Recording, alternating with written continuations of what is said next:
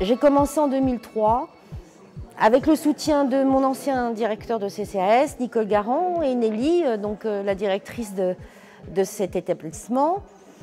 Elle est très active et elle booste beaucoup d'énergie pendant son cours. On essaye d'être à l'unisson et que le vendredi après-midi, qu'ils partent vraiment, qu'ils oublient tous leurs soucis. Pour moi, ça m'a apporté énormément, et notamment pour tout ce qui est timidité, inhibition. C'est très bon avec le théâtre. Je conseille à tout le monde de faire du théâtre. Tous les gens qui ont un petit problème, et même ceux qui n'en ont pas. Et inconsciemment, on fait tous du théâtre. La vie est un grand théâtre.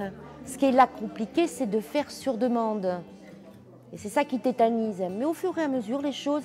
Le plus beau compliment qu'on m'a fait ici, c'est de me dire on a appris sans s'en rendre compte.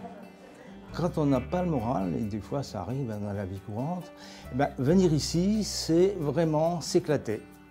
Et ça, c'est vraiment super parce qu'on fait des choses qu'on ne ferait jamais à la maison. Hein. On fait sérieusement sans se prendre au sérieux, c'est très important. Je suis contente de travailler avec Sylvie, même si elle est exigeante, parce que cette exigence, on en a besoin aussi, parce que parfois il y a une discipline dans le théâtre, il faut le savoir aussi.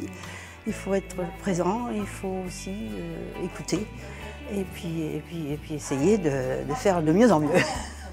On prend soin les uns des autres en général. Hein. L'été, par exemple, en général, on se téléphone, savoir qui est là, qui n'est pas là. On peut aller faire une balade. Voilà, ça c'est important aussi. Et je crois que c'est un échange, il y a une énergie entre eux et moi. Parce que moi, ça me vide énormément en fin de course, c'est sûr et certain, mais je reçois beaucoup. Je crois que c'est un échange, quoi.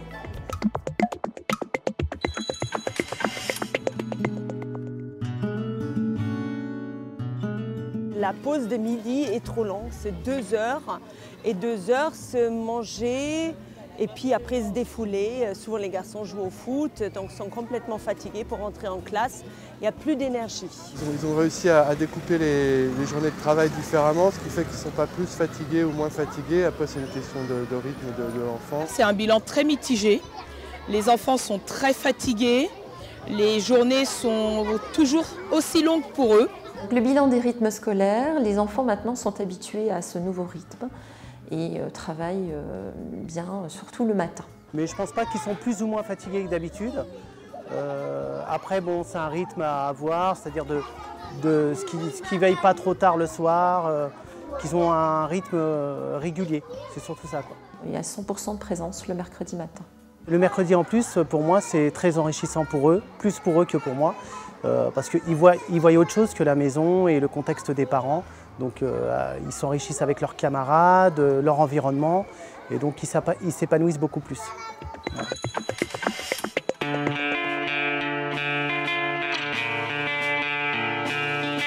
L'idée de chantier Solidarité Internationale au Sénégal, ça a été de rénover une école pour les femmes handicapées pendant 23 jours avec les jeunes.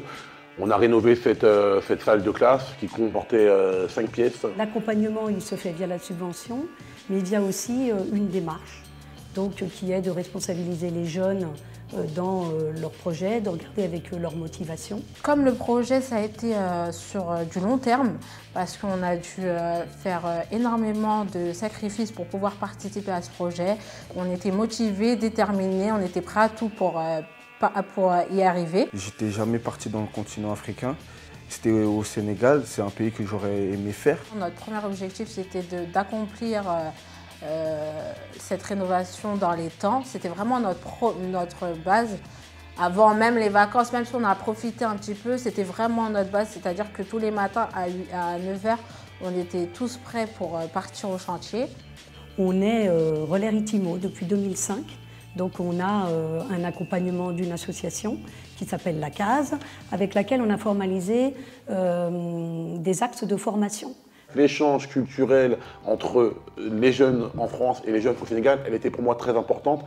Et je pense qu'au retour de ces séjours, on a pu faire un bilan et les petits, quand je dis petits, c'est de 25 ans, ont pu vraiment voir et surtout se rendre compte de ce que c'était que la pauvreté justement aujourd'hui. Voilà, donc là, certains ont repris conscience, certains, ça les a reboostés pour aller rechercher de l'emploi. Et surtout, je pense qu'avant de se plaindre aujourd'hui ou de se remettre en question réflexion sur notre situation, je pense qu'on repensera avant tout d'abord au chantier Sénégal et les conditions de vie de certaines familles là-bas. Nous, on a toujours beaucoup, on a trop, justement. Eux, ils n'ont pas beaucoup, ils trouvent le bonheur dans les choses simples. Et c'est ça qui fait leur générosité, quoi. Ce qui est fort dans les projets actuels, c'est l'échange interculturel et la rencontre entre les populations, nos jeunes d'ici, et la population au sud. Ça m'a amené de l'humilité, d'être un peu plus humble, être simple. Donc, dans le cadre de la solidarité internationale, le 19 novembre, 9 projets qui ont été accompagnés en 2016 feront l'objet d'une restitution par les jeunes qui les ont intégrés ou portés. Donc, ça fait une vingtaine de jeunes. Donc, il y aura diffusion de diaporamas et échange avec les personnes intéressées par les actions. Je les encourage vraiment à continuer, à poursuivre et surtout de ne pas baisser les bras. Voilà, je pense que quand on revient d'un chantier au Sénégal et on voit là, vraiment la pauvreté, on n'a pas le droit de baisser les bras avec ce qu'on a aujourd'hui. C'est pas possible. C'est pas donné à tout le monde de le faire et vraiment j'ai eu la chance de le faire et j'en suis fière.